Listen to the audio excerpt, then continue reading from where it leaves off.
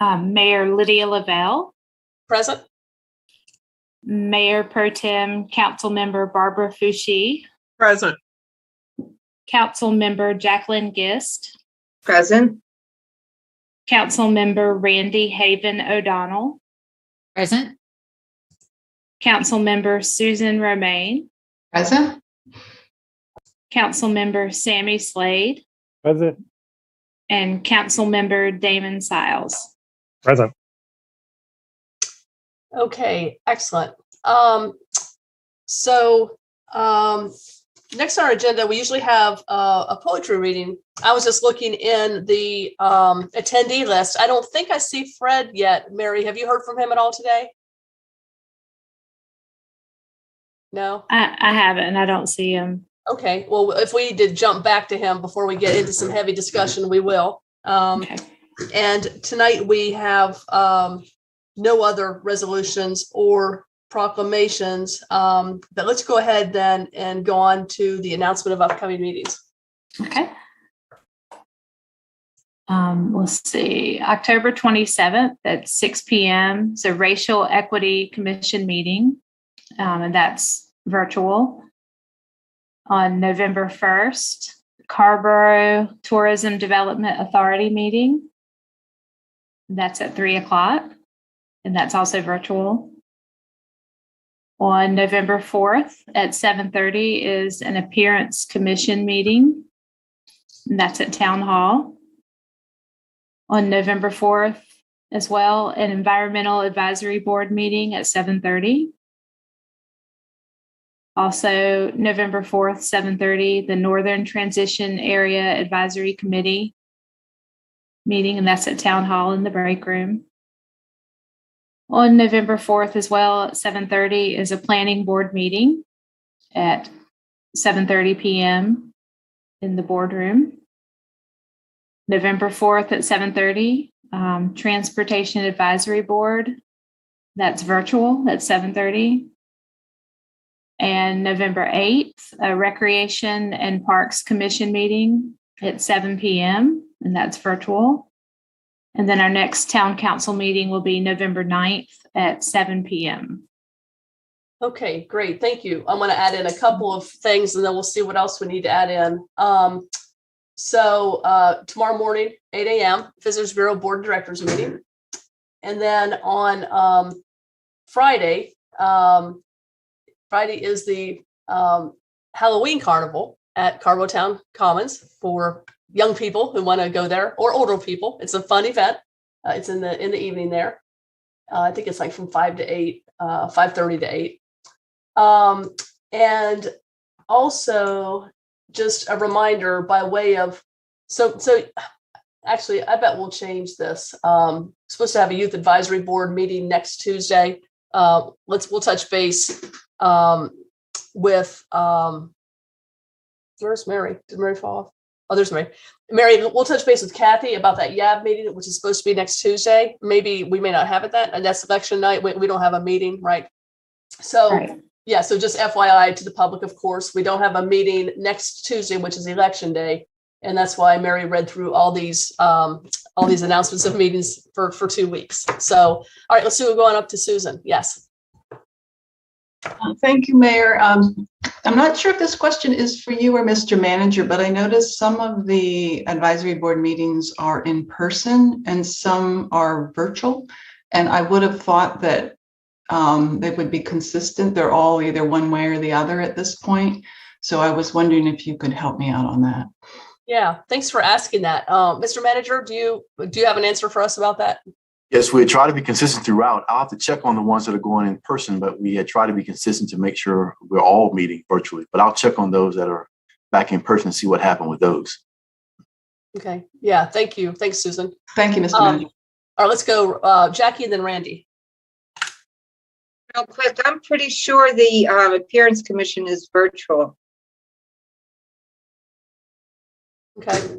Well, we'll get clarity on that. Make sure it's correct where we have it advertised and where we have it perhaps on the web or something.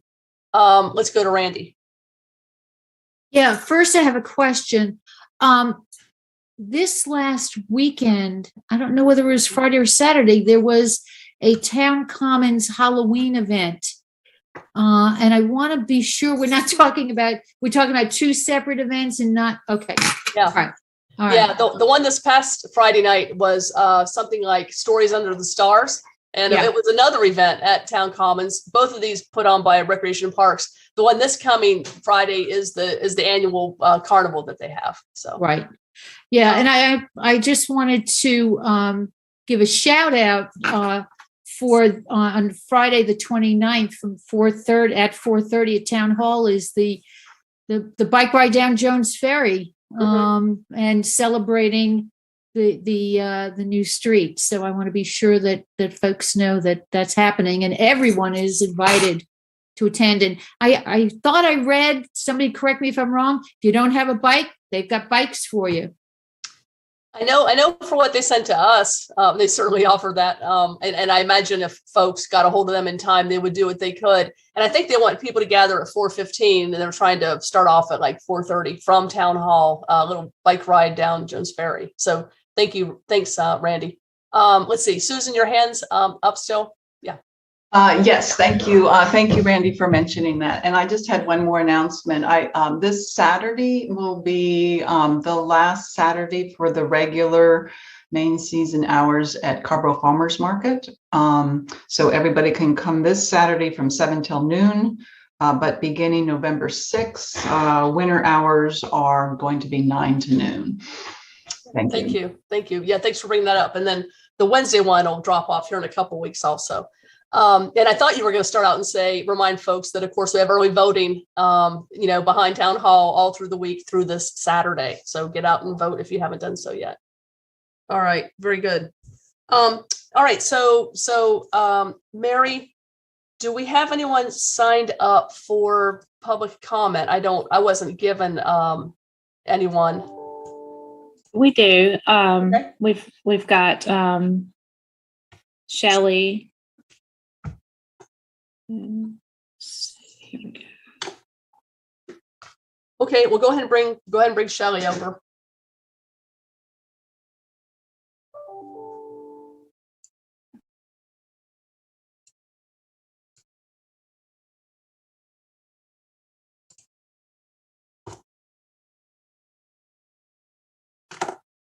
Hey, Shelley. Hey there. I had, Mary, I don't know if you saw it. I had emailed that Kevin also wanted to speak. Okay. Is he He's right here. Sure. there with you? Yeah, I saw that. Yeah. Go ahead and go. You go ahead and go first, Shelley. When you're finished, we'll go to Kevin. Great. I wanted to respond to some comments that were made last week regarding the Merritt gravel pits compliance with the 2021 settlement agreement between Merritt Gravel Pit and the town of Carrboro.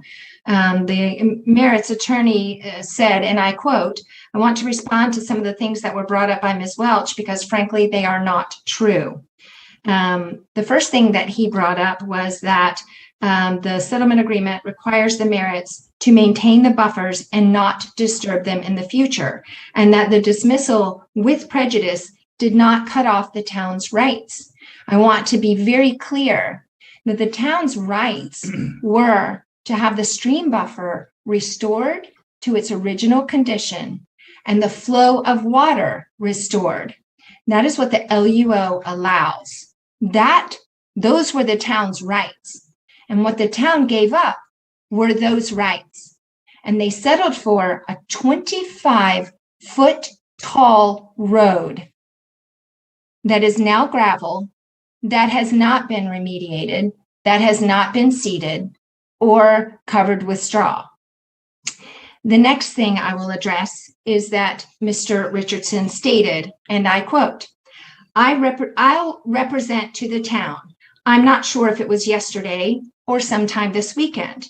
The area around 870 Smith Level Road was vegetated with seed and straw for a second time. So hopefully those seeds will germinate and that won't be a problem anymore. But my clients are addressing that issue. What you see on the screen is a photograph of the pond around 870 Smith Level Road. This was taken on October 25th, but the Wednesday after the town council meeting, I took another photo and it looks exactly like this one. As you can see, there are multiple dirt, bare spots. There is not a hint of straw. I can't see any seeds from here, but I don't know anybody who throws seed down and does not put straw on top of it. Nevertheless, Mr. Richardson clearly stated, I'll represent to the town that it had been vegetated with seed and straw. You can see that it is not. Can you go to the second picture, Mary? This is the second part of the settlement agreement. The area in blue was meant to also be vegetated with seed and straw. It is not. It has never been. There is not straw on that area. You all have known me for quite some time, coming on this meeting and meeting with you in person. I don't lie. If I'm making a statement to you, it's because it's the truth. Mr. Richardson lied last week, making that statement. And I challenge the town of Carrboro to do a site visit. Thank you. Okay, thanks, Shelley. Let's hear from Kevin now. Sure. So in early August, the Merritts began excavating and storing equipment on 3200 Damascus Church Road, which, and this is also for the benefit of those watching on television or listening to this recording at another time or online. But this is in reference to the violations of the Merritt gravel pit that have excavated and stored equipment at 3200 Damascus Church Road, which is in a watershed residential district zoned area. And as we have said before, storing equipment in a watershed zoned area is a violation of the land use ordinance section 10300. And in 2019, the town of Carrboro issued a notice of violation for excavation in this same area in the watershed. And about a month ago, a complaint was filed through the town of Carrboro regarding these violations and in reference to the excavation and the storage of this equipment. And there's photographic evidence of these violations, and the town of Carrboro has been made aware of these violations. So it's very clear. This has been well over a month. So if I were a council person or someone probably watching or listening to this, I would be asking myself, what's going on? What should be done here? Well, in reference to the equipment, it should be noticed a violation to the Merritts, and it should be removed. It's been there since August. It's a violation of the land use ordinance, and it should be removed. 15 days. And the other issue, in reference to the excavation in the watershed district, this activity has already been violated. The notice of violation was already issued in 2019. So I'm not sure why we're confused here that he's already been told you can't excavate in a watershed area, but he's done it anyway. So really the question is, what is it are you going to do, town of Carrboro, in reference to a monetary fine for these continued violations? What is it going to take for the town of Carrboro to get serious about violations that are obviously ongoing? One of the council persons mentioned just a few weeks ago that they feel like they're going crazy. It's like Groundhog Day again. So it's the reason why is because you're not holding him accountable. Yeah. The Merritts need to be held accountable. Otherwise, we're going to be right back here doing this all over again, and you're going to get tired of us. Okay. Thank you. Thanks, Kevin. Mr. Manager, before we hear from you, I know that we also have as a speaker in the waiting room, Mr. Richardson. So I'd like to bring him over and have him, Mary, give his remarks to us, and then we'll hear back from Mr. Manager. So. Good evening. First of all, I don't appreciate being called a liar. I don't live next to this property. I rely, as many lawyers do, on what my clients tell me, and I reported to the council what my clients have shared with me. We have a site visit coming up later this week, and that should allow us to get to the bottom of this. We just heard about Groundhog Day, and these folks are going to be back. I would encourage everybody on the council to go back and look at the June 2018 council meeting where Ms. Welch was applying for her conditional use permit, and a council member raised a concern about, we don't want to hear about all of these complaints related to being next to a gravel mine. And yet here we are every week, nothing but a bunch of complaints. And I just think that it's disingenuous for someone to apply for a conditional use permit, say, first of all, during that meeting that my client's not even operational. That was a lie. And then come to this meeting and accuse me of lying after lying to get a conditional use permit. We intend to comply with the settlement agreement. I'd be curious to know how these folks are getting these photographs. I don't know if they're flying drones to do it. I'm not sure how they're doing it. But I would encourage all of you to ask yourselves, would you like to be surveilled by your neighbors all the time? I'm in frequent communication with the town. We don't need these folks to surveil. Anytime the town wants to come out, let me know. But it's getting ridiculous. It's getting to the point of harassment, and it needs to stop. Thank you. All right. Thank you, Mr. Richardson. Okay, let me just turn this over to you, Mr. Manager, for any response to these comments. I know you've been meeting and or trying to meet. Yes, thank you, Mayor Lavelle. I'll just repeat what Attorney Richardson said, is that staff is going out later this week to do our own site visit. And once we conduct that site visit, we'll come to some conclusions about the concerns we're hearing. We'll report those back to council and also to the individual parties as well. So we'll know more this week in that site visit. Okay. Thank you. Thanks, Richard. All right, council members, Mr. Manager, we will move on to the consent agenda. Okay, the first item on the consent agenda is the approval of minutes from the September 28th, 2021 meeting with changes by Council Member Romaine. The second item is the Affordable Housing Advisory Commission funding recommendation. And the purpose of this item is for the Town Council to consider approving recommended funding for 4 nonprofit affordable housing applications to the Affordable Housing Special Revenue Fund. Okay, thanks, Richard. I just wanted to real quick, y'all, is this about the minutes? Has anyone wanted to pull the minutes? Because I just had one more quick edit, Mary, I wanted to make to the minutes was on the front page where it says Naomi Sky Joyner read a poem. Can we say Naomi Sky Joyner, comma, daughter of poet laureate Fred Joyner, comma, read a poem, just for posterity. So sure. Yeah. Okay, so does someone want to pull either the minutes or the affordable housing? Want to pull number 2? Okay, motion for number 1 then. Motion for the minutes by. I'll motion for 1. Motion by Barbara, second by Randy. All in favor of the minutes with those changes, say aye. Sammy? Aye.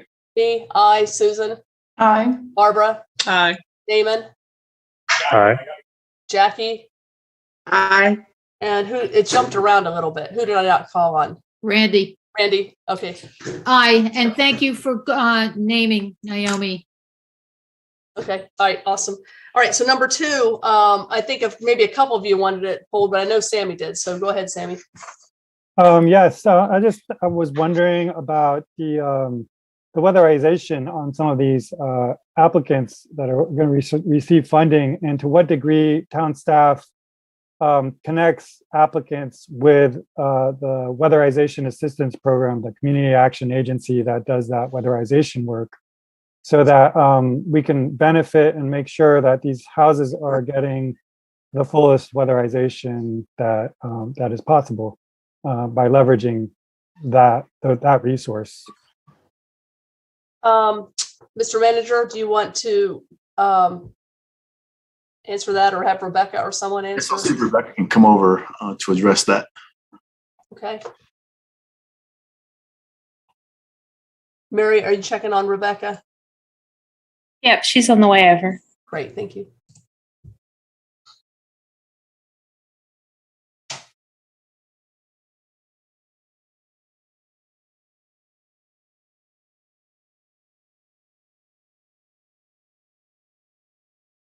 Good evening, Rebecca. Good evening, Mayor and council members. I heard council member Slade's question. We've tried to outline the environmental impact in our summary for each application, and I believe all of them note weatherization where possible. So I'm sorry, did somebody say something? I don't think so. I think it was just some interference. So I know that the Alliance of AIDS House included weatherization. Pee Wee Homes certainly, as they're being newly constructed, are taking energy efficiency measures and rebuilding together. The one place that we noted it wasn't going to be possible with the application was Weaver Community Housing, I believe, but we've really tried to emphasize those energy efficiency measures in each application. Sammy, go ahead. Yeah, thank you for that information. So what I'm interested in is making sure that we connect applicants with the community action agency that does weatherization, because they're a resource. They do this for low-income housing, and it wouldn't represent a cost that we would be providing to do weatherization, but rather it would be state funds that would be doing that work. And so in the same way that the repair group is automatic, and when they do repairs, they connect with the weatherization assistance program, I would like for us to do something automatic like that too, where we are connecting it with that resource and leveraging it, so that it's not a piecemeal effort and we just maximizing what they do, and whatever is remaining, such as windows, which I'm not sure they do that kind of work, then that could be from our funding to do that kind of work. Okay. Does that make sense, Rebecca? Yeah, does that make sense, Rebecca? It does. So as you know, they're at the table when anyone comes for repairs. Doug Dixon is there at the table about how they can leverage their funds. Oh, he is. Is yeah. he part of the Affordable Housing Task Force? Oh, I didn't know that. The Preservation The Coalition. Preservation. So any project that's brought forth through that coalition, he's at that table, and when we talk about who can fund what, he certainly lets us know when they're eligible for his projects. But I think you bring up a good point. When projects don't go through that pathway, making sure that we close that loop. Yeah, that's exactly right. I wasn't sure which ones of these were through that coalition, but the ones that are because I know there's some that don't go through the coalition, and each member of that will provide those resources. As a member of that group and or independently, when we receive requests directly, what I would hope is that we are connecting them with Doug Dixon and leveraging that resource. Okay. Yeah. All right, great. The only other thing I'll mention is just that rental housing oftentimes isn't covered through that funding source. So if it's home ownership unit, usually we can leverage that funding, but for rental, it can sometimes won't that makes apply. sense. But for example, Weaver Street co-housing is I believe we could consider that ownership, and that technically they're all owners in a way. Maybe, I don't know if it meets their threshold. Thanks, Rebecca. All right, thanks, Sammy. Can y'all hear me okay? Something clicked off. Okay, let's go to Susan and then Jackie.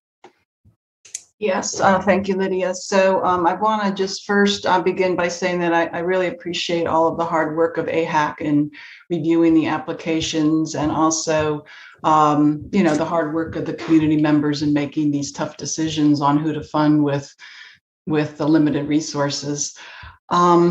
I reached out to Hudson Vaughn of Pee Wee Homes just to let him know about the partial funding and to see if he had any feedback that he wanted to share with us. And first he said that Pee Wee Homes, of course, would greatly appreciate the $60,000. And he also said that the $100,000 that was requested by Pee Wee Homes is about a third of the overall budget. And that's given the increase in infrastructure and construction costs, which we'll hear about again later tonight with the 203. But he also said that, quote, if it didn't take away from other requests, any amount more than $60,000 is a huge help, and it makes it much less likely we would need to return to the town for additional funding next year. The additional funding would allow us not to focus so much time on fundraising and instead focus on both building here and pursuing more houses. So I wanted to just bring this up in the context of I just sort of felt like when we reviewed the Pee Wee Homes project, I think that was 3-4 weeks ago, there seemed to be a lot of enthusiasm on council for the project.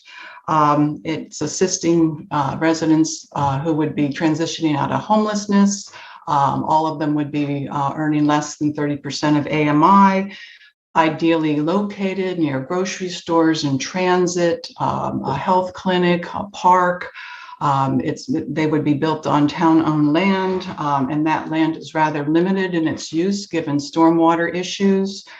There's already a lot of infrastructure in place on this location, and Pee Wee Homes would be making additional stormwater improvements. No parking would be required for this project, and also Hudson didn't talk about the tremendous amount of community support for the residents in this project, and that would be a combination of neighbors as well as nonprofit organizations that would really help with this transition. So with all of this in mind, I would like to make a motion that we fully fund the Pee Wee Homes request at $100,000. And if we did so, that would mean that 3 of the projects that AHAC brought before us tonight would be fully funded. And the request from Weaver Community Housing would be partially funded, but at the same time, it would cover the full cost of the asbestos remediation. Thank you. Before I go on to others, is there a second for Susan's motion, just for point of discussion okay, second by Randy. All right, and then we'll continue the conversation. We've got Jackie and then Damon.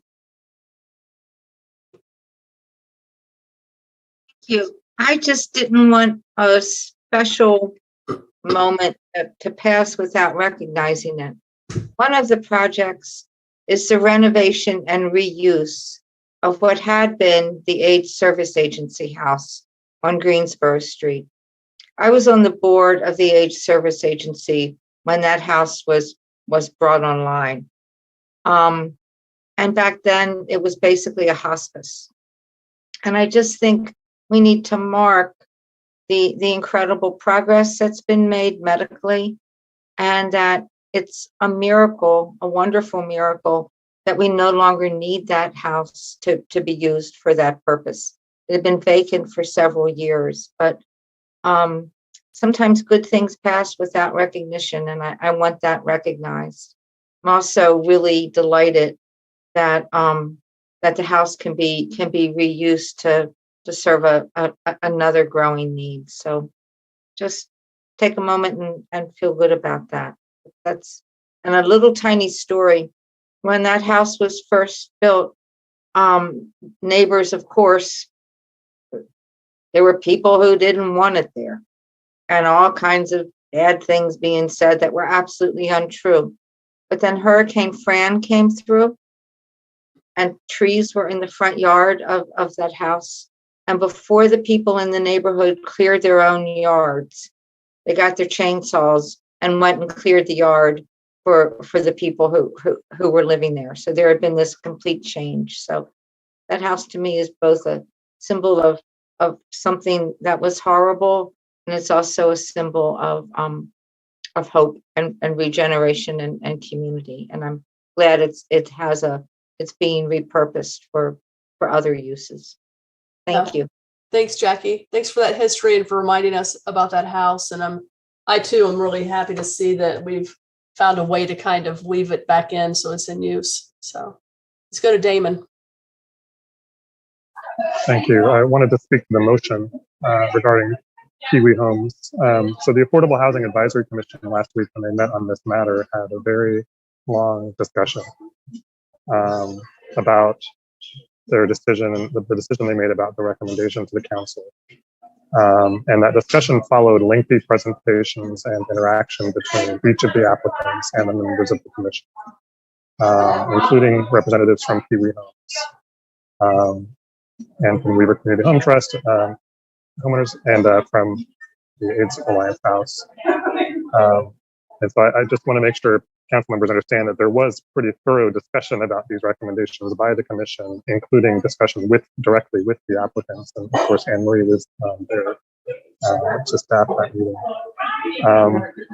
The discussion about the partial funding of the request from Kiwi Homes was explicitly discussed, and there was some questioning with the applicant about their feelings about that recommendation. Of course, they weren't going to oppose receiving any level of funding from the council, but they understood that what was intended by the commission's recommendation was that Kiwi Homes would be prepared to request the remainder of the funding in the next cycle. And they, again, I don't expect that they would have raised an objection to that, but they certainly didn't raise an objection to that idea. In fact, we're very thankful to be receiving the recommendation of funding and expected to come back to the commission for the remainder of the funding in the next cycle. So I just wanted to make sure folks understood that there had been quite a bit of conversation about this. The recommendation was just made by the commission last week. And it was the result of some pretty lengthy discussion with all of the applicants at the table, including Kiwi Homes. Just so I want to add some context there. Excuse me for one moment. Is anybody else getting like background noise? Yeah, hang on just a minute. So Damon, thank you for the comments. And I wanted to say, when you were talking, that we could hear background where you are. So yeah, okay. So let's move on to, I see Anne Marie might want to also respond to this. Barbara, you want me to go to you? I'll go to you first, and then Anne Marie, I think she's probably going to chime in on this as well. So Okay. Yeah, so thanks. So my comment is going to be short. I just kind of wanted to piggyback off what Damon said. He is the AHAC liaison.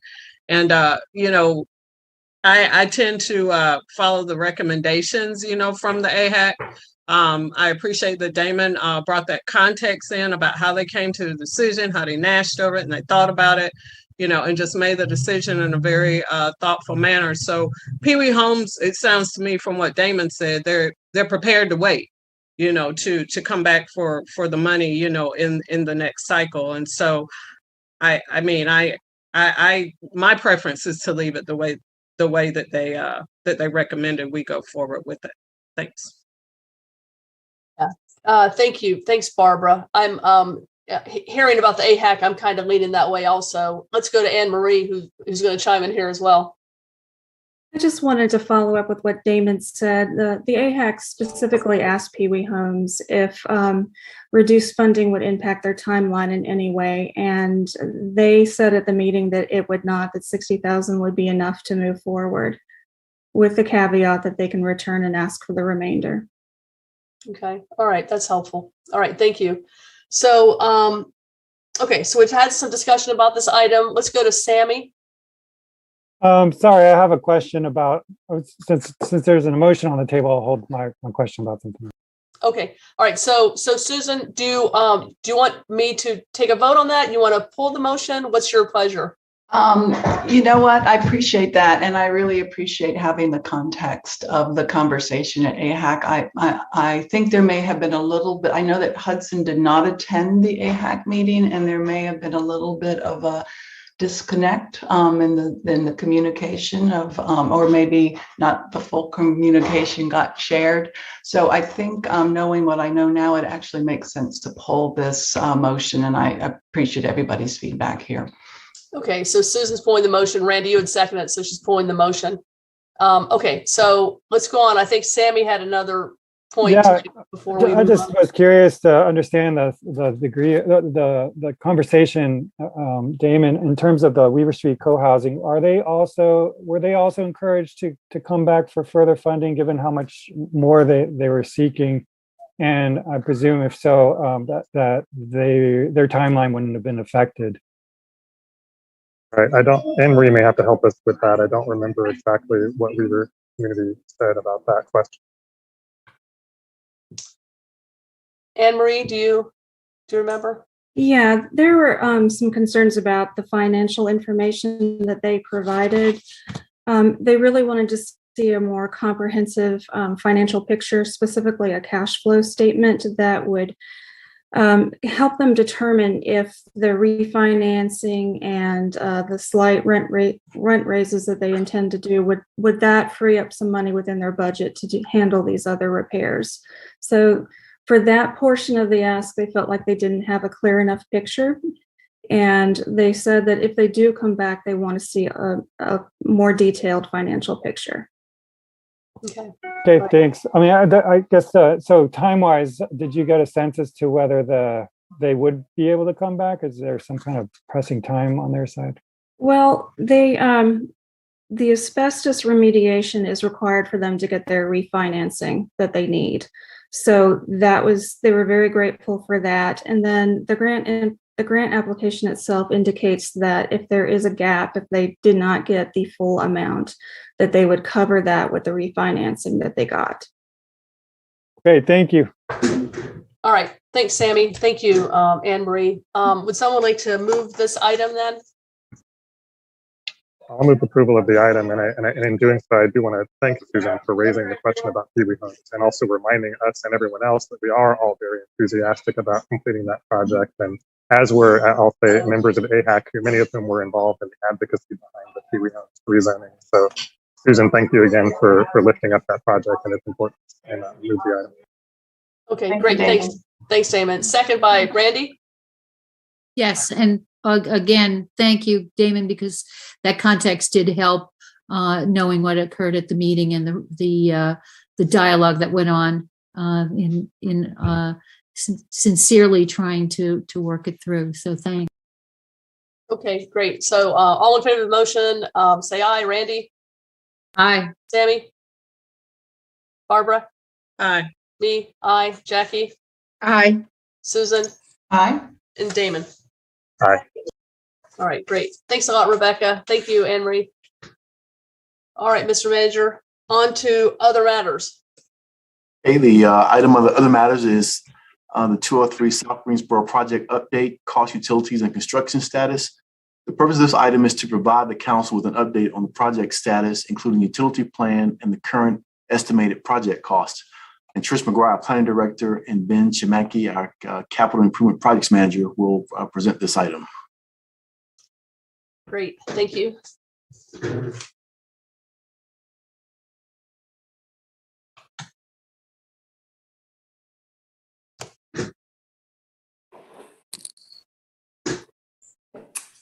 Trish, if you can raise your hand so I can find you.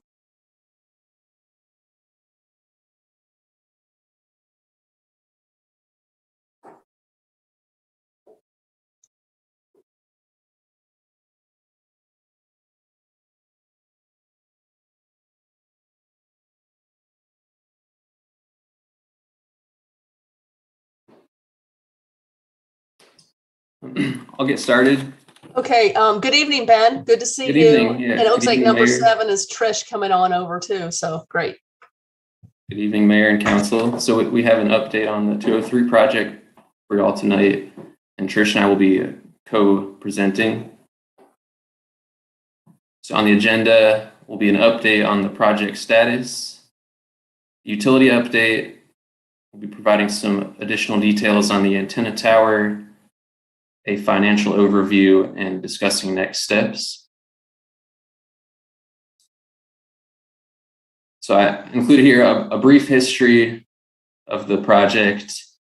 I'm going to jump down about halfway. It was about this time last year we were finishing the schematic design, and we followed that by working on the principal design features and the design development documents, which we presented in June. And since then, we've been working on the construction documents. Keep that up for a second.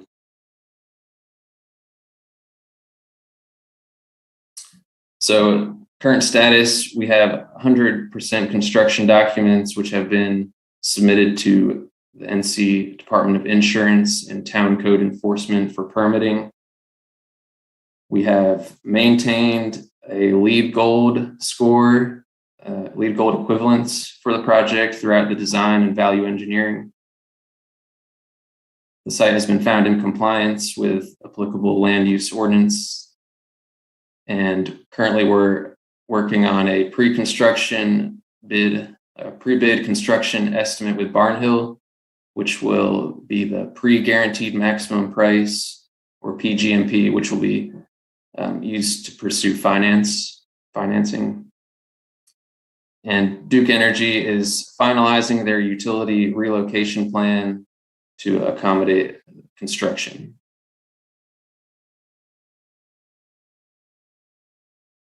So here we have the utility plan for power. The large dashed line is the power along Greensboro Street, and it will be overhead power lines shifted out with this new pole here on the west side. And that pole will have what's called an alley arm, which is instead of a T type pole, it's an arm that basically gets the power lines even further from the building. And this will basically accommodate construction and allow for us to get all of the clearances that we need. In previous iterations, this was shown underground, but after getting Duke Energy involved with the project, that's not a feasible option. We looked at moving across the street, which didn't work out due to a significant amount of easements that would be required. However, on Carr Street, we are still planning on relocating the power lines underground. So you'll see they'll pick back up overhead here on the other side of Maple. One other change is the transformer, which was shown on the east side of the building, has been relocated to in front of the courtyard. And again, that was a Duke Energy requirement for overhead clearance. And so on this next slide here, I have an example of the alley arm here in Chapel Hill. So you can kind of see what that will look like. And then on this next image, you'll see a kind of superimposed street view. Just to note here, these 4 lines that are lower on the pole are telecommunication, and we are working on getting those moved underground. So the only overhead lines will be the 3 power lines overhead. And I saw an email from Mr. Lovingood kind of asking about the aesthetics of this. And so these are the fatter wires with the bigger kind of gear on them. And with them being lower, they're definitely more of an, I'll say, eyesore than the power lines up top. So getting those moved underground, I think, will help in that regard. Over here is a diagram of what the courtyard is supposed to look like with the new transformer. So it would be approximately this size and kind of be surrounded by vegetation here in gray. And then this also shows the addition of a hydraulic lift at the stair set for accessibility.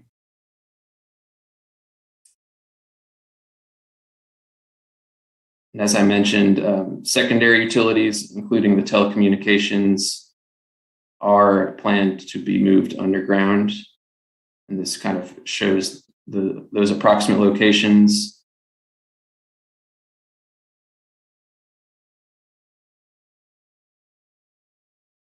And so here we have some information on the antenna tower. It's planned to be mounted on the top of the parking deck. There's a small service area where the generator is located.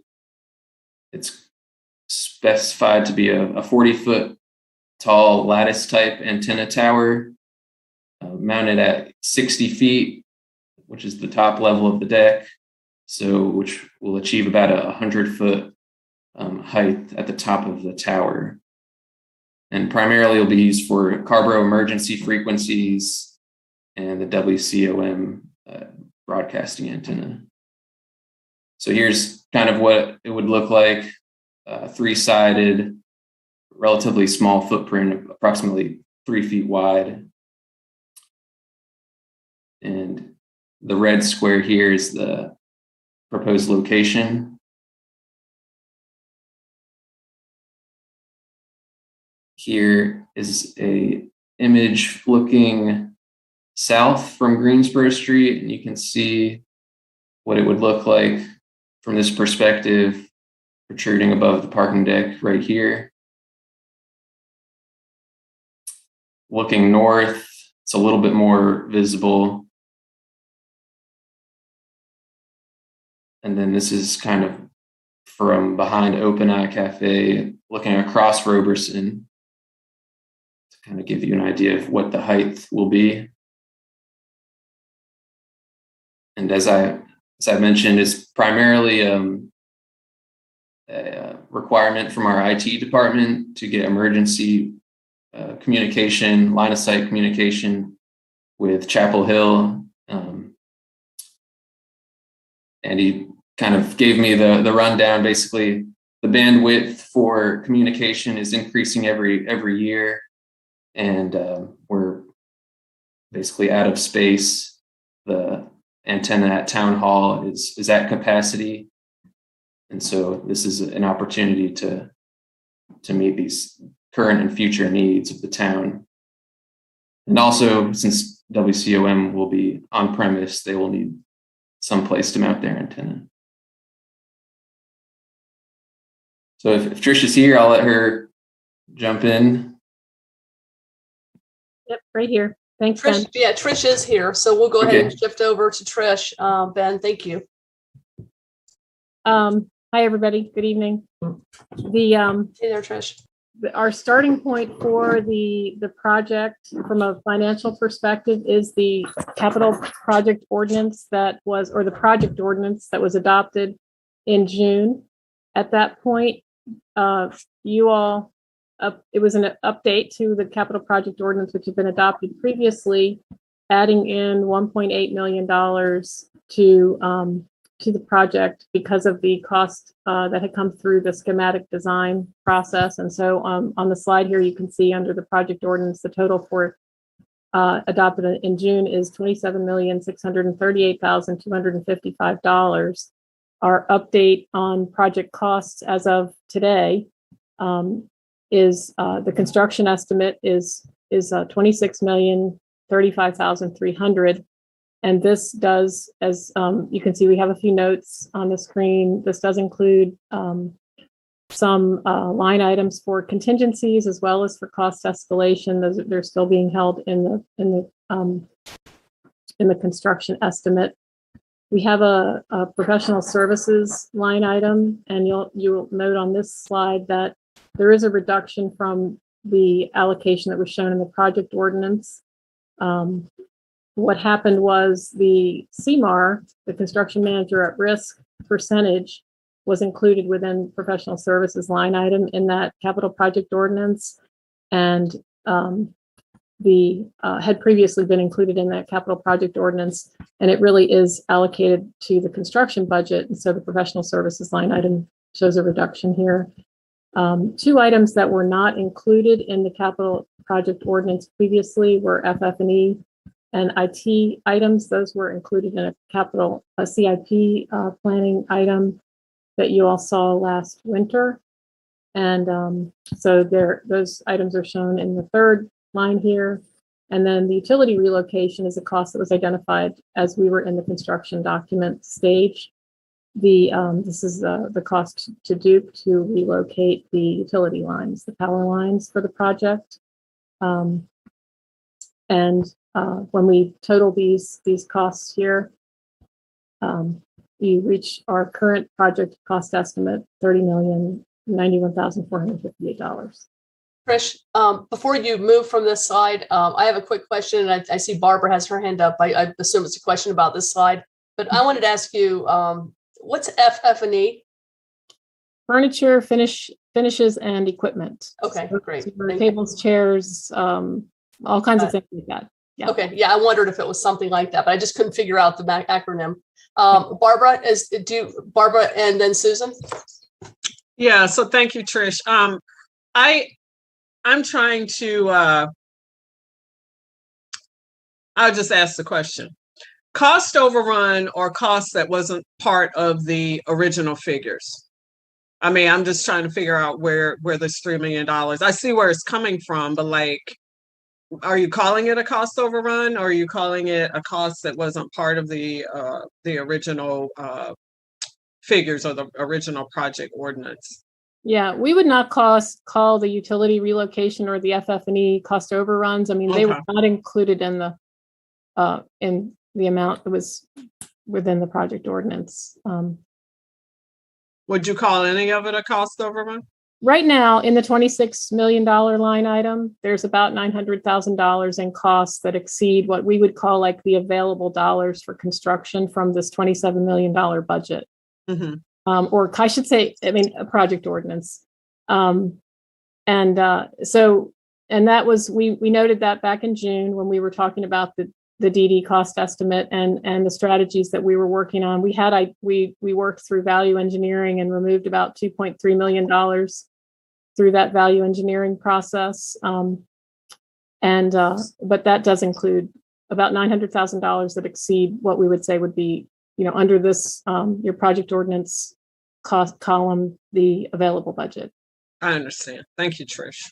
Okay, and Barbara, thanks for that question. That was a helpful question.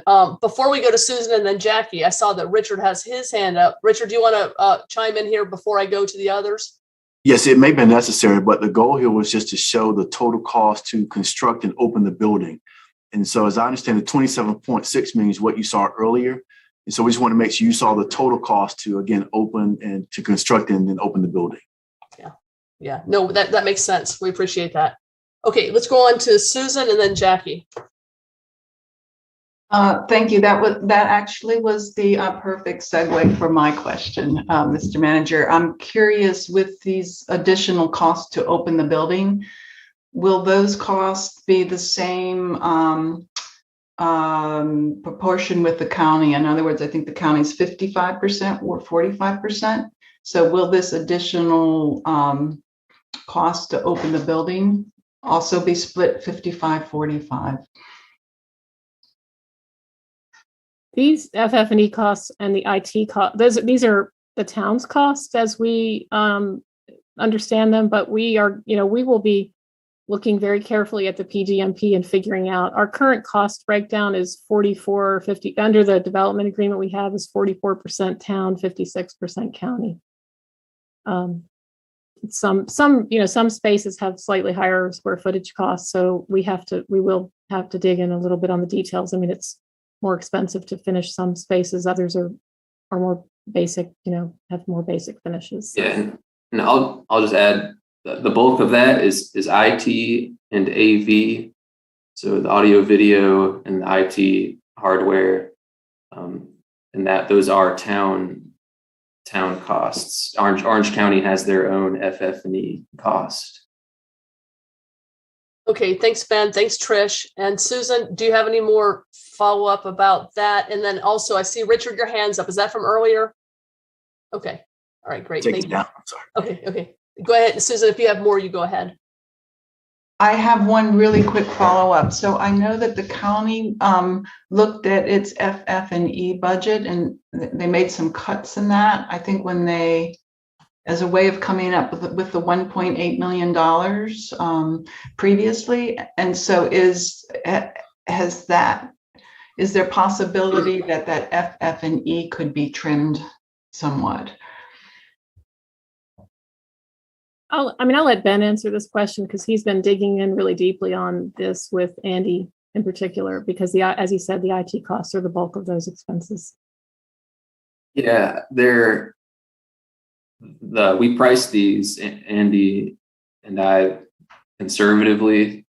And so to answer your question, yes, I think that number would only go down. But to budget for it, we just wanted to make sure we wouldn't have to come back. Susan, Thank you you, good Ben. right now? Okay. That's good. Thank you. Okay, so we'll head on now to Jackie. Thank you, and thank you for your question, Susan. I wish we had had the full scope of the FF&E back when we were passing the budget for the whole project. It would have been helpful. How much is the tower? Oh, is that included in the FF&E? Tower's included in the construction line item, and Ben can tell us what it is. Yeah, the tower. The tower itself is inexpensive. It's been estimated at less than $10,000, and since the structure is the expensive thing, and since that's already in place with the parking deck, it's a fairly small overall cost. Okay. I still remain concerned, as I brought up this spring, and I'm glad it's gaining some attention, the rising cost of materials. And from what I've been at, and I've done research on this, that's not going to go significantly down for a while. And then I'm also concerned about the supply chain. And that is things like windows and glass that are being impacted by the supply chain, and how the supply chain backup or stalling will impact the cost. I think there's so many unknowns going on right now that I'm worried.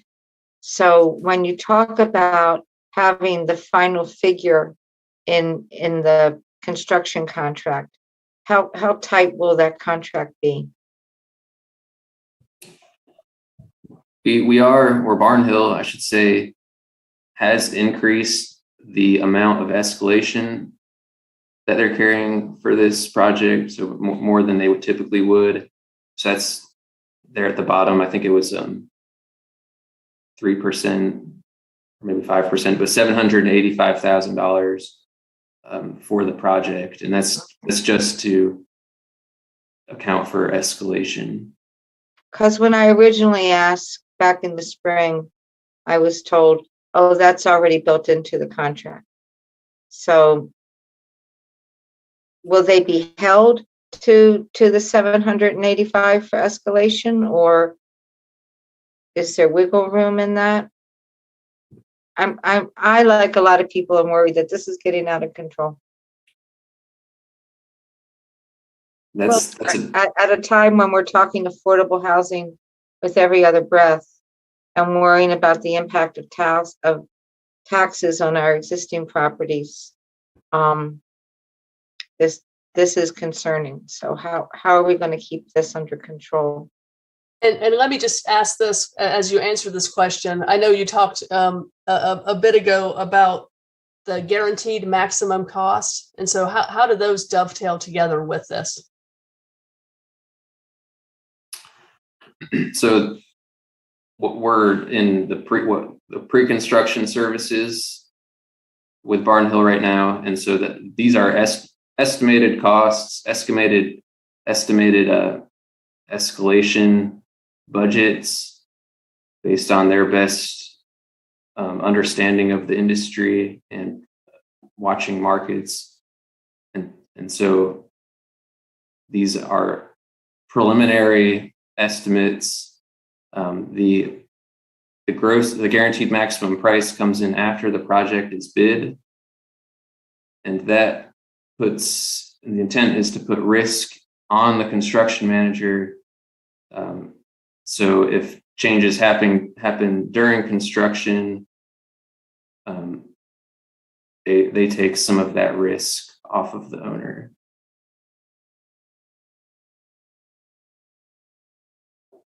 And the last we spoke to Barnhill about the current market and how things are now, they do seem to think things are getting better with the escalation kind of becoming a little less volatile. Now, as you said, there are issues with lead times that are affecting current projects. So the best we could hope is that by the time we are ready to be purchasing materials, that will also have gotten better. And as you mentioned, it's a lot of things that we can plan for, like windows, doors, light fixtures, stuff like that, so they can be ordered early on to account for the additional lead time. But it very well could impact the opening date of the building. And just piggybacking off that answer, and I know, and Jackie might want to come back in too. When I look at, and maybe Trish, maybe you have this on another slide, but when I look kind of at the dates of next steps, it seems like the bidding, the formalization of the plan and the bidding, we're looking at hopefully January, February-ish for the bidding. And so that's the time you're talking about where we'd end up having this bid where we would establish that guaranteed maximum price. So these sounds like these next 2 to 3 to 4 months are critically kind of leading up to boom. This is how much it's going to be in order to let the project and break ground. Yeah, and the difference between now and over the summer is we have 100% construction documents which are being priced, and so we're due to receive that updated cost, I believe, on November 11th. So that will get us even closer. And again, it's not a guaranteed price, but that's why we call it the pre-guaranteed maximum price, because it's as close as we can get before we actually bid it. And just one last comment about mine, piggybacking on this. This also has to do with the timeline involving getting approval from the local government commission. Is that right? In this cycle? I mean, that's kind of a critical timeline. Could one of you explain that? Well, we can go to the next slide, I think, Ben. Okay. So just to help with that.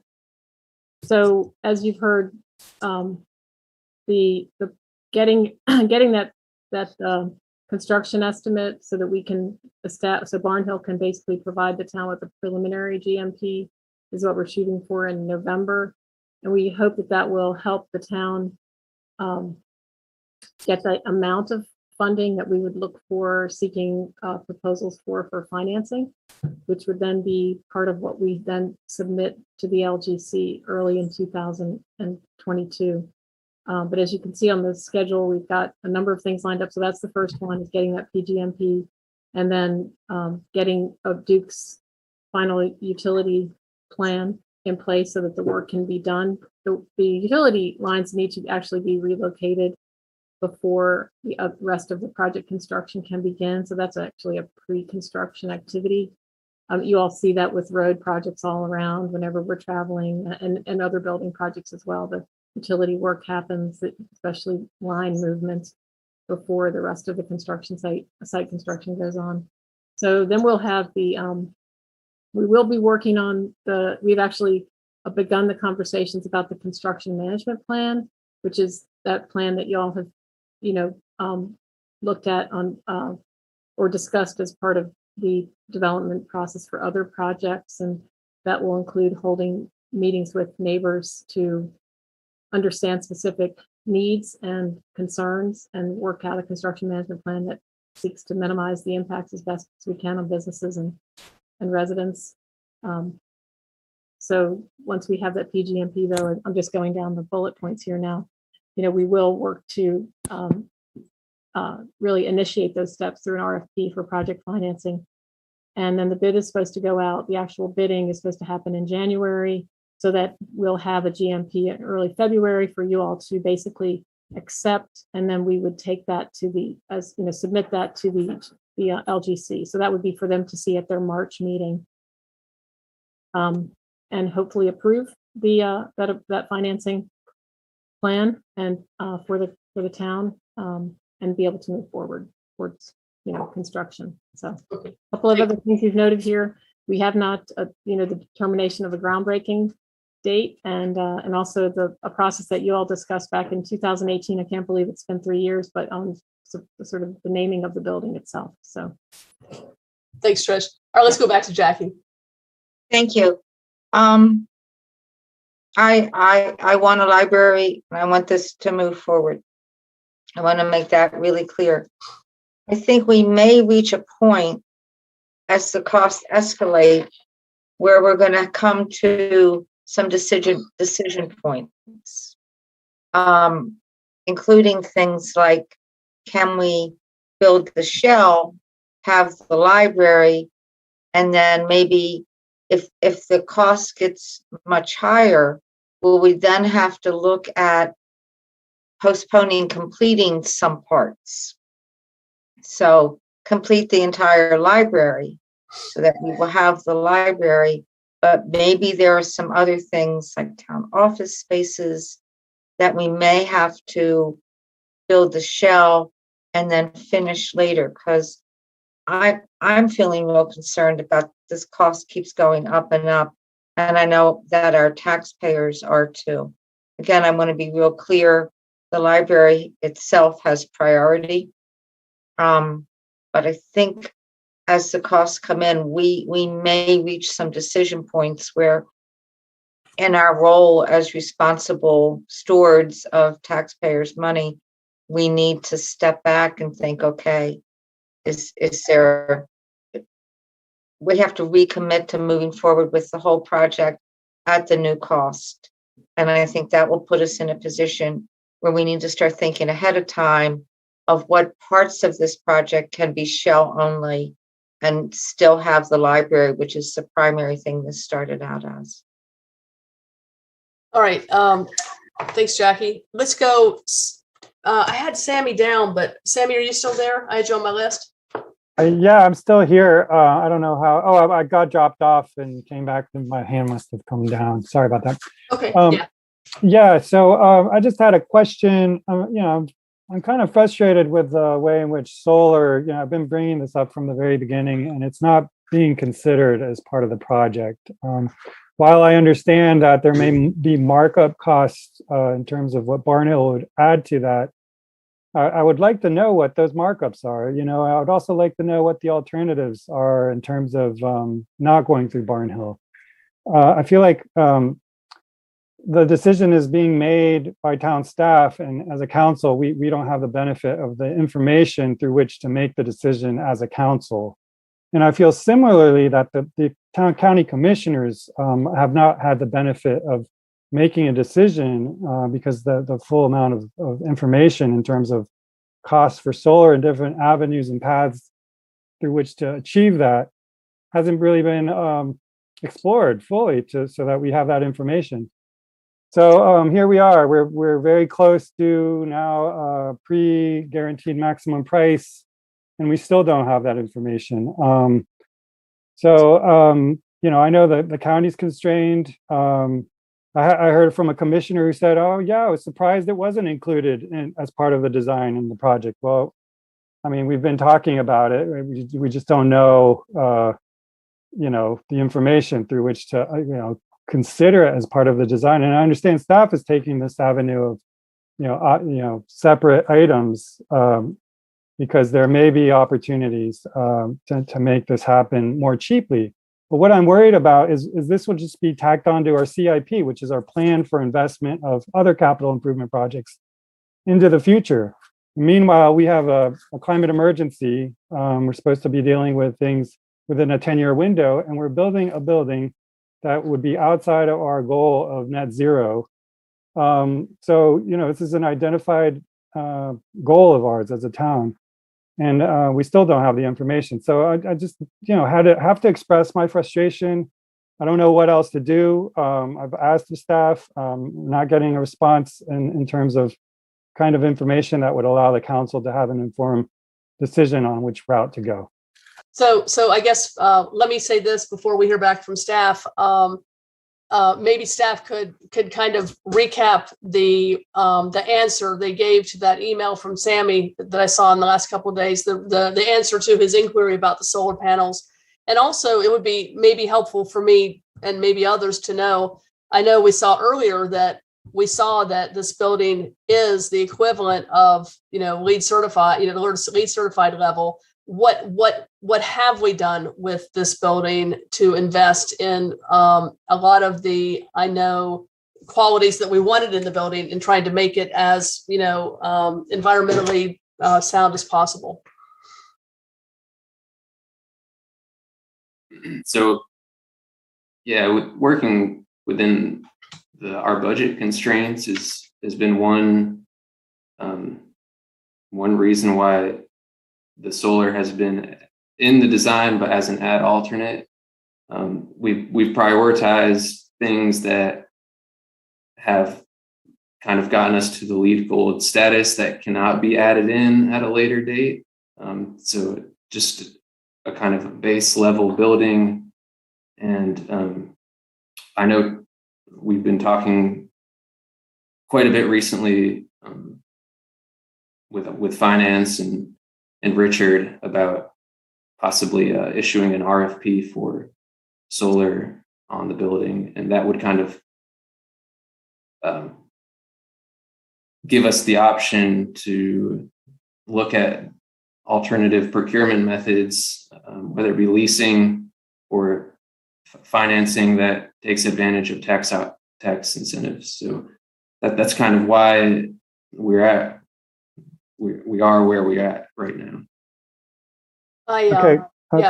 Go ahead, Sammy. Yeah, thanks for that response. I mean, I think an RFP would be great. What's frustrating is it won't be done in time for us to have the information on which to determine whether what amount is going to be part of what we're soliciting in the bids and the guaranteed maximum price. And so by default, it's going to be an add-on without the council having had the benefit of the information by which to make such a decision, and the commissioners either. So commissioner says, I'm surprised it wasn't part of the design. Well, it has been. It's just we don't have the information about the cost to have that included and be able to, as a council, make that decision. So the RFP sounds really good. It's just very late to do that. It's great. We submitted for leveraging some of the county tax funds, and we did get some funds for a portion of the solar. And speaking with one of these with a commissioner, actually watching their meeting, it's recommended that we submit the full price of what the full solar array would cost. And I guess we don't really know that because we don't know that we have the benefit of RFP and the responses back. But the next window for submitting for those tax monies is already open. I would suggest that we solicit the maximum idea what something like that would be cost, and initiate that conversation with the commissioners, because it's really sad that we haven't had that conversation and it's too late. I'd like to just say before I go to Trish and others, I certainly wish we could have solar panels from the get-go and have it included in the total price. But I also appreciate that I'm sure staff is trying to figure out, how to not have our money, the cost of this project escalate too much, and while making sure the parts of the building that are integral to that gold level equivalent inside the building that can't be then added on. I can kind of see the sense behind that, and if you bump up against these financial constraints. But I'm in agreement with Sammy that we certainly should pursue these monies to try to have this separate RFP to try to go after that as soon as we can. Let's go. I saw Trish's hand up. Yeah, I mean, we do have cost estimates for solar on the building. The building is designed solar ready, and there's a design for a solar array on the west roof and on the east roof of the building. We submitted the west roof to the county for funding.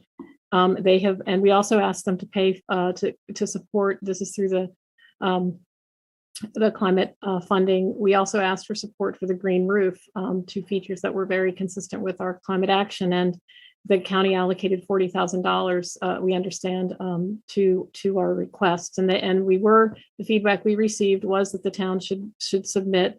Again, November 1st is the deadline for doing that. And that is our expectation, that we will submit again for funding for the project. The price, Ben probably can calculate it right quicker. He knows it on the top of his head. We do know what the current estimate is. Southern Energy Management provided an estimate to the town, to Perkins and Will, for this project during the schematic design, I believe, if not the DED as well. And so we do have that. What we don't have is a competitive bid price, and we expect that we can do that. We can start that now, or we can start that a little bit later, and we can have that as part of the during while construction is underway, and have it ready to go when the construction of the building is finished. These will not be installed until the construction is finished. They would be at the end of the project. That will give us the choice of leasing or purchasing those materials, or those arrays as part of the project. That's the thinking that we've been in as we reported to you in June, and if not a few months before that. Thanks, Sammy. Or thanks, Trish. Sammy? Yeah, thank you, Trish. May I suggest that in the next iteration, speaking with this commissioner, they suggested that we submit the full cost of all the array for the next window. What that will do is, obviously they won't allocate the full funds, but it will allow the commissioners to consider what that cost represents. And she is willing to submit for their budget to cover their portion of that thereafter. But without that kind of information, we're just relying on county staff assumptions of what the commissioners want to hear, and they really need to grapple with this question. That's why I feel like while it may be cheaper to not go through Barnhill, it might actually be more costly to the town if the county isn't putting up their half for the solar array. We're left holding that half. So maybe as part of this process, as we're updating the costs too, when the county commissioners are revisiting, when they have to look at what we got today as a presentation, they should be, understanding that solar is part of this project and not something to be thought of as like a capital improvement for who knows when. Because now, this project took 20 some years. Now's our chance. We don't want the solar to be another 30 years. All right. Thank you. Thanks, Sammy. I see Susan and then Randy.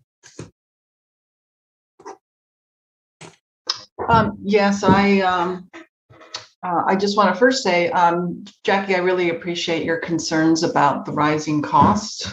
And looking at ways that we can, set a ceiling on this, because it makes it, everyone nervous as the tab keeps going up. And Sammy, I really appreciate your concerns about the solar arrays. I did, in addition to, looking for ways to save here and save there, I also just wanted to mention and I know our town manager is looking into this, but to spreading the debt over longer periods of time, to what extent would that help? And also, it seems like so many capital improvement projects are so badly needed, but if there's any capital improvement projects that could be delayed, so that this one could be prioritized. But I also wanted to just take one moment to, I know everybody is really concerned about the cost, and I am too, but also not losing sight of the importance of this as an investment.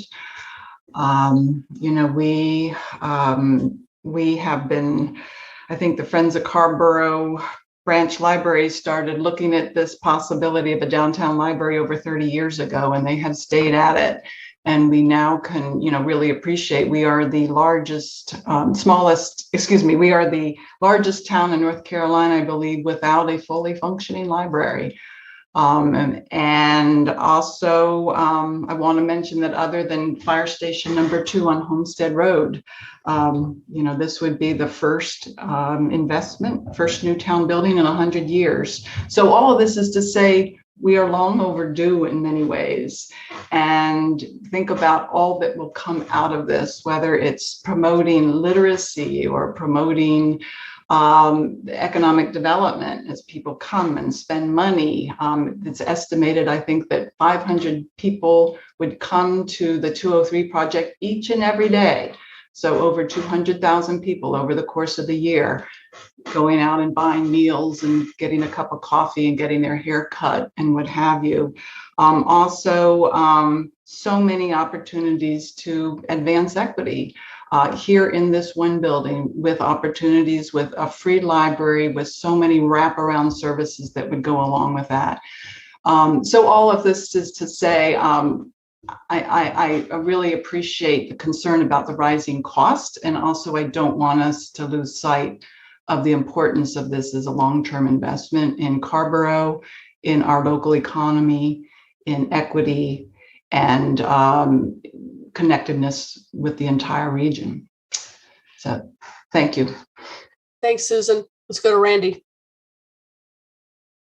Yeah, thank you. Thank you all. This is a great discussion. I'm really glad we're having it. And I think these points are all well made. I want to talk about the solar, but before I do, I think the one thing I want to say, just to come behind what Susan's saying, is two things. One, when this library is built, it will have a life the length of the town. So long as there will be a town of Carrboro, there will be the library. Second, I want to just say that,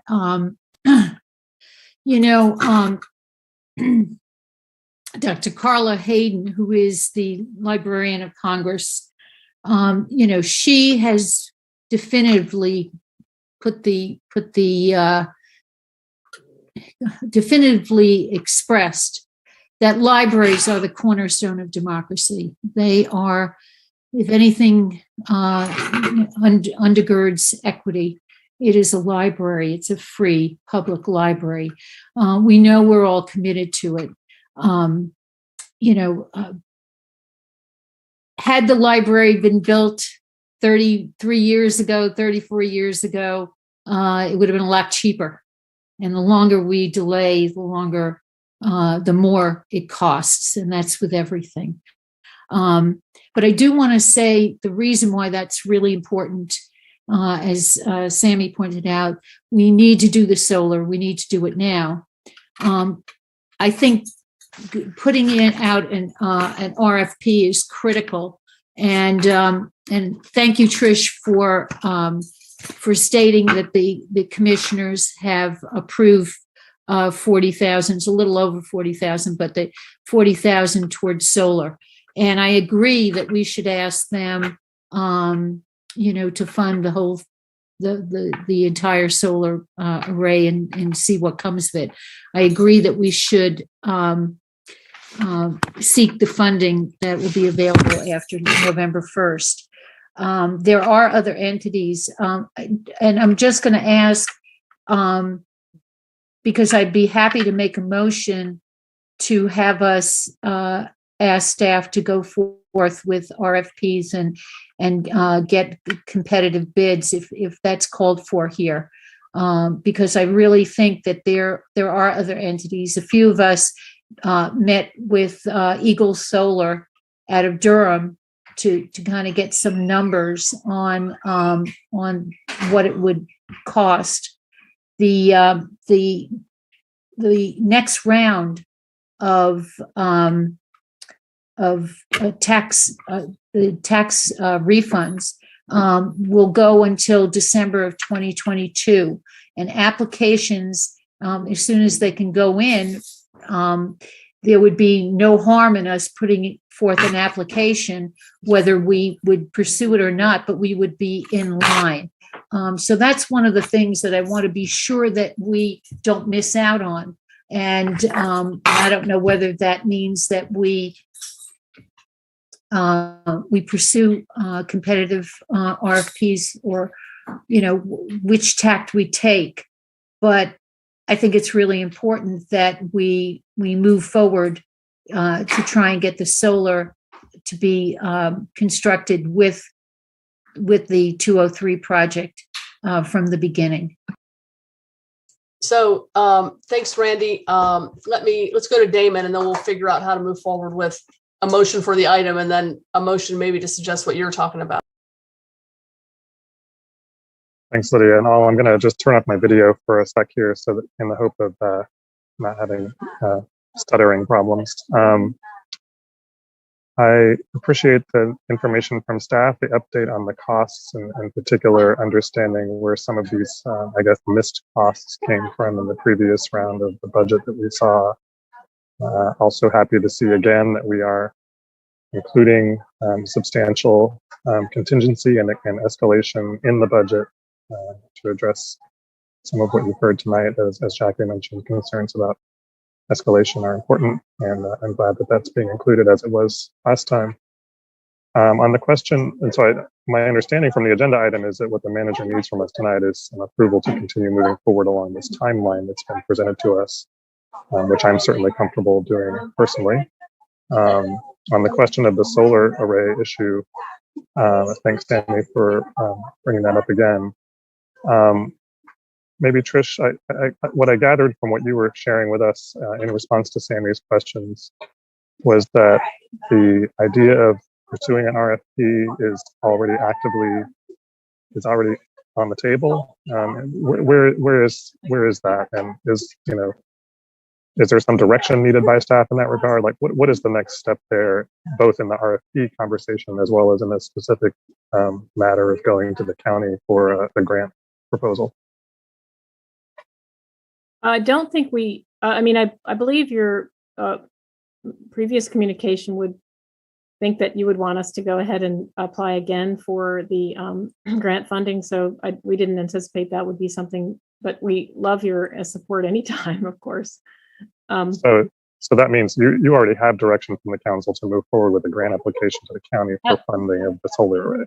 Yes, and the counties, their indication to us back when the 1.8 million was added was that their budget, that they were kind of reaching their maximum commitment to the project, which is a huge commitment for a project in Carrboro with county dollars. I mean, it is larger than any other project other than the schools, of course, that have been built in town. But so that was the county's communication to us to pursue those dollars through the grant applications, and our expectation was, having heard the outcome of this most recent round, that we would submit again and try to get as much funding as we could, from that source. On the RFP point,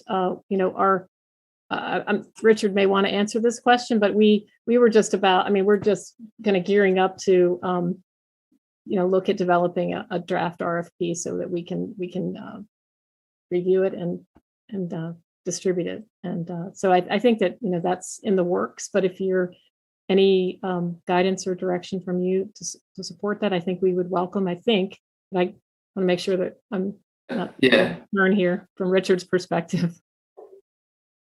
Well, I guess, the reason I asked the question the way I asked it, I suppose, is that if the staff is already in the process of putting that together, and I'm glad for us to be supporting you and affirming you in that effort. And if you need some indication, if you need a further indication that this is a priority for the council, then I'm happy to be a part of providing that affirmation. But I also don't want to stand in the way of the staff doing what they've been tasked to do and they're already in the middle of doing. So I guess that's why I just want to, you understand the priority that we're placing on this issue. And if we need to reaffirm that in whatever motion is made today, that's great. I just wanted to better understand where you are in the process on the staff side of things.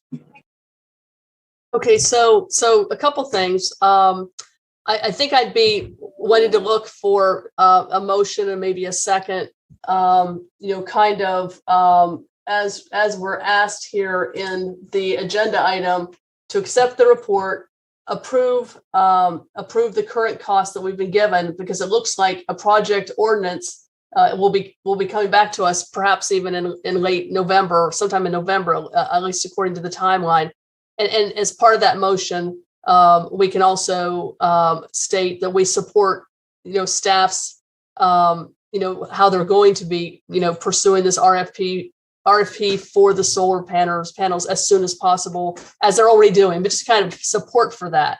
So if someone would make that motion, and if we can get a second, so Randy is making that motion, and then I didn't know if Damon, if you wanted to second that, you were kind of starting to talk about it after Randy did, or I see Jackie's hand raised. So motion by Randy, second by Jackie. Now here's the other thing. I just learned that we have a person in the audience that came here to speak, and I was not aware of this. I'm sorry. But Mary, if you could bring over our speaker from the audience, Neris Levy is here and wants to speak to us. So go ahead and bring Neris over. And Lydia, would that mean that it would supersede the motion that I made prior? Yeah, I think you were kind of talking generally and didn't really articulate the firm language. So this would be the motion that we'd be considering. Okay, so that's fine. Okay, so let's bring over Neris here so that we can hear from her. Hello, good evening, Neris. Yeah, good evening. Excuse my shakes. I just had eye surgery, so I apologize. But thank you all for your diligence, both the planning department and the council, and also Mr. Manager. I just want to give a few facts. First of all, I'm grateful that you are really trying to stay on the timeline. Why I say the timeline is that, just for the information of the public, I'm sure you all know that the Carrboro branch library closed at McDougall School on the 1st of July. The county decided that they would only fund the cybery. The cybery is functioning with its computers and online, with programming and online orders and some books there, but Carrboro really has lost one of its branch libraries. And so the timeline is very important because that's another underserved generation during construction. So the sooner we start constructing this building, the sooner it will be finished. And I appreciate everybody's diligence in making sure that happens. But for any of the students who really don't have internet at home, you know, they cannot get to the Chapel Hill Library on 3 or 4 buses if they don't have home transport. So it's there's a real urgency in really getting the 203 built, and the library in particular. The second thing is that, as Councillor Romain mentioned, the project costs, even if they're going to go up, when the library is built, the projection of close to 200,000 patrons a year is a very conservative estimate. It'll be much bigger than that. That's a conservative estimate. And a lot of those people using the library will be from Orange County, both Carrboro, Chapel Hill, and from the county. And this will be an enormous boost to the economy of Carrboro. This means ultimately that any overcosts, and in all building construction, everybody knows, in addition to our current situation, there are always overcosts, overcharges. These can be recouped by the town and maybe put back into the building costs. The idea of building shells is really a good and a bad thing, because it says to people, that it's not an important building. I mean, all the things that are going into this building are important. You've thought very carefully about them. The library is the most important thing from my point of view. We've been at it for 34 years. And so, we need to have a town statement that, this building is for the community and all its needs. And so I would say, the library will fuel Carrboro with a huge investment that will offset all these costs eventually, and they will be diminished by the enormous wealth that Carrboro will reap. I want to thank you all for your diligence, and I want to thank the county and the Friends of the Library for sticking with this with this project for so long, and thank the mayor, who will be retiring, and welcome the new town manager for his interest in this. Thank you. Great, thank you. Thanks, Neris. Appreciate that. Okay, so we have the motion by Randy, the second by Jackie. I see, Susan, you have your hand up. Is that new? Yes, that is. I just wanted to follow up quickly on Nara's comments in terms of the timing. And I guess this is a question for Trish. I know that delays can occur. Things don't always go according to schedule. But if things did go relatively smoothly, when would you expect the groundbreaking? And when would you expect that first Carrboro resident to walk in to check out a book or get some job training or use the internet?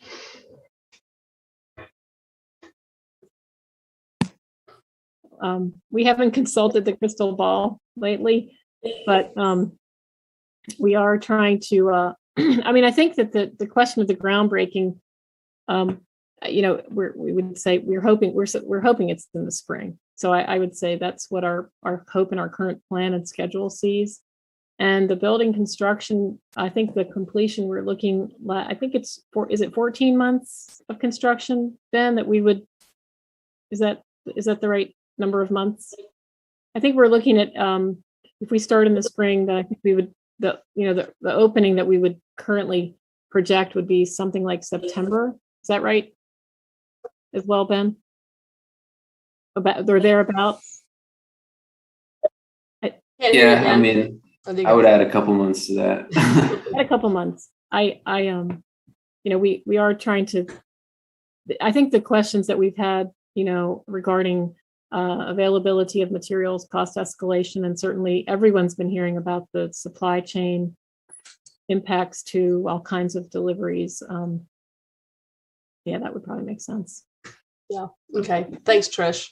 And I'll just add, the good news right now is it seems the utility, like we had a big hurdle with the utilities that seems to be behind us now. So to me, that's just good news for keeping this schedule on track.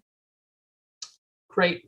Thanks, Ben. I didn't mention when I went through the cost slides that line item that we had shown was a little bit higher in the materials in your packet. So the utility cost locations, our updated figures from today, are the number you see there. Okay, and so thanks, Trish. So this motion in the second is to again, we're going to be getting back these the ordinance for adoption sometime at a November meeting, I guess, and that's what we're shooting for. So, all right, all in favor, say aye. Randy, Aye. Jackie, Aye. Sammy, Aye. Damon, Aye. Barbara, Aye. me, aye. Susan. Lydia, I am so sorry. Could you tell me what the motion is one more time? Yeah, this motion is we accepted the report and we are to approve the current costs because we need to have the budget, the project ordinance come back to us to adopt at a meeting in November. And we also have this emphasis to staff that for them to work on the RFP for the solar panels as soon as possible, as they're doing already, that we support that strongly. Great. Aye. Happily. Very good. All right. Very good. All right. So we're good with all that, y'all. That's our last item, y'all. Oh my God. It's awesome. So is there a motion to adjourn? So moved. Barbara, so moved. Hurry up before something else happens. Second by Susan. All in favor, say aye. Aye. Aye. All right, y'all. All right. Good night. Aye. Good night. Deuces. Bye-bye.